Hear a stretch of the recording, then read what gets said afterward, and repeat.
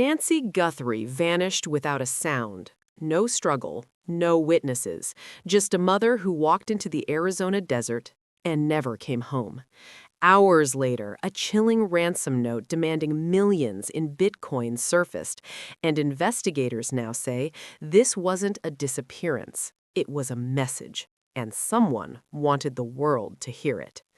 When Savannah Guthrie begged the world to pray for her missing mother, no one knew the nightmare that was already unfolding behind the scenes. This is not a rumor. This is not speculation.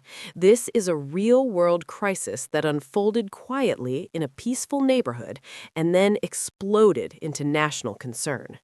An elderly woman vanished from her own home. No warning, no goodbye, no explanation. And now her daughter, someone you recognize, someone you trust, is asking the world to help bring her mother back. Before this continues, pause for a second. Subscribe, turn on notifications, share this video, because awareness is not passive here. Awareness is action. Now listen carefully. Nancy Guthrie was 84 years old. She lived alone in Arizona. She followed routines. She took daily medication. She did not wander. She did not disappear without reason. On a quiet Saturday night, she was last known to be inside her home. Hours later, she was gone. Morning came. Church began. Nancy never arrived. That was the first sign something was wrong. Family members went to the house. What they found raised alarms immediately. Her purse was still there. Her phone was still there. Her keys were still there. Her car had not moved. Think about that. If you plan to leave, you take what you need. If you leave willingly, you do not leave everything behind. Inside the home, investigators discovered something far more concerning, evidence that forced them to stop treating this as a routine missing person case. Blood was found, not a trace that could be ignored, enough to demand forensic testing, enough to bring in serious resources. Law enforcement made it clear this was not someone walking away. This was not confusion. This was not an accident. Nancy had limited mobility. She required medication. She could not travel far on foot. She could not simply vanish into the night. Authorities publicly stated what many feared. They believed foul play was involved. The home was processed as a crime scene. The area was searched. Federal investigators joined in. Still, there was no sign of Nancy.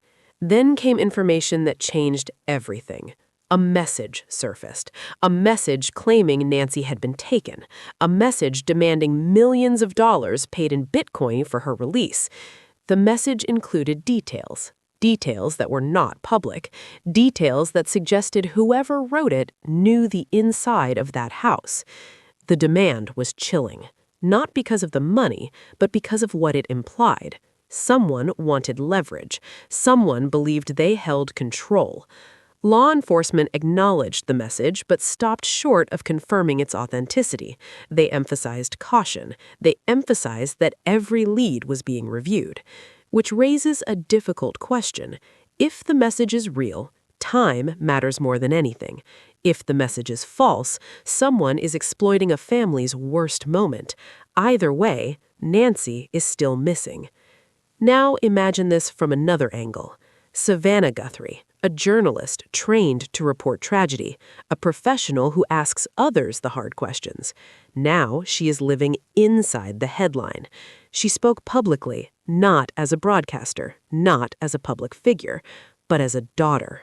She asked people to pray. She asked people to care. She asked people to help bring her mother home. Her words were measured. Her voice carried weight, because this is not performance. This is personal. Nancy is described as faithful, strong in conviction, grounded in routine, loved deeply by her family. And now there is only uncertainty. No confirmed sightings, no official suspects, no resolution. Just an empty house, a growing investigation, and a family waiting for answers. Ask yourself something honestly. If this happened on your street, if this was your neighbor, if this was your parent, would you want people to keep scrolling, or would you want every possible eye paying attention? That is why this matters. That is why you should not look away. Someone may have seen a vehicle that night. Someone may have doorbell footage they haven't checked. Someone may remember a sound, a movement, a detail that didn't make sense at the time. Those details matter now. Time matters now. This is not entertainment. This is real life unfolding in real time, and silence helps no one. So do this. Share this video. Subscribe for updates. Turn on notifications. Encourage people in the area to review cameras. Talk about it. Keep it visible. Because cases do not move forward when attention fades. They move forward when people refuse to forget. Nancy Guthrie is still missing. Her family is still waiting. And the next clue could come from someone watching this right now. Stay aware, stay engaged, and don't let this disappear quietly. Help bring her home. Stay with this, because this part is where discomfort begins, and discomfort is often where truth hides. After investigators secured the home, they did something that rarely brings comfort to families. They sealed it, not to keep people out, but to preserve what was left behind. Every room was examined. Every surface mattered. Every absence mattered even more. Nothing suggested Nancy packed. Nothing suggested preparation. Nothing suggested choice. Her medication schedule was strict. Missed doses were not optional. Each passing hour raised concern that went far beyond location. And yet, there was no immediate public alert that matched the urgency you would expect. No statewide emergency broadcast, no confirmed suspect description, no vehicle of interest released. That silence raised questions people began asking quietly, then loudly. Why wasn't more shared? What did investigators see that the public didn't? What details were being held back? Law enforcement emphasized strategy. They said information was being controlled to protect the investigation. They asked for patience. But patience is hard when someone is missing, especially when that someone is elderly, especially when time is not neutral. Then the focus shifted outward. Neighbors were interviewed, cameras were requested, routes in and out of the area were reviewed. And here's where it gets uncomfortable. The neighborhood was calm, no reports of screams, no obvious disturbances, which raises another question. How does someone disappear from a quiet area without drawing attention? Was someone watching routines? Was someone familiar with the home? Was access easier than it should have been? No accusations, just questions. Questions that make people uneasy, because the idea that this could happen quietly is more unsettling than chaos. And then there's the message, the alleged demand, the digital trail. The choice of cryptocurrency wasn't random. It suggested someone who understood anonymity, someone who wanted distance. But distance from what? From accountability? From being traced? Or from being recognized?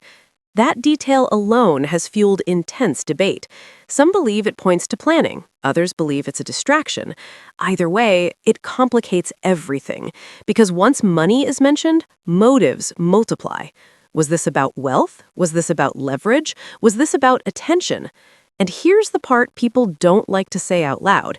When a public figure's family member is involved, noise follows, speculation spreads, false leads multiply, and real information risks getting buried. That's why this matters. Not gossip, not theories for entertainment, but focused attention. If you're watching this and thinking someone else will help, pause. That thinking is exactly how cases stall. If you live anywhere near the area, ask yourself, have you checked your cameras from that night? Have you reviewed footage fully, not just a quick glance? If you travel those roads, ask yourself, did anything feel off that weekend? A parked vehicle, an unfamiliar pattern? Details you dismissed then could matter now. And let's talk about something people avoid. Public attention fades fast. Algorithms move on. Outrage cycles reset. But missing people don't get that luxury. Families don't get to scroll past. Savannah Guthrie continues to show up on screen, professional, composed. But behind that composure is a reality no broadcast prepares you for. Every call could be news. Every silence could be something else. And she did not ask for speculation. She asked for help. So here's the part that should sit heavy. If this video reaches thousands and no one acts, what does that say? If people comment but don't share, what does that change? If outrage stays online, who does that help? This is where you decide what kind of viewer you are, passive or involved. Share this video, not for clicks, for reach. Subscribe, because updates matter in real time. Turn on notifications, because the next development could require immediate awareness. And comment, not with theories, but with questions that push visibility. Engagement keeps cases alive. Ask why no suspect has been named. Ask why no timeline has been released. Ask why someone with limited mobility could vanish without a trace. Those questions force attention, and attention creates pressure. Pressure leads to answers. Nancy Guthrie is still missing. That fact hasn't changed. What can change is how many people refuse to let this fade. Stay with this case, stay alert, and don't assume someone else will do the right thing. Because right now, doing nothing is the easiest option. And the easiest option is rarely the one that brings people home.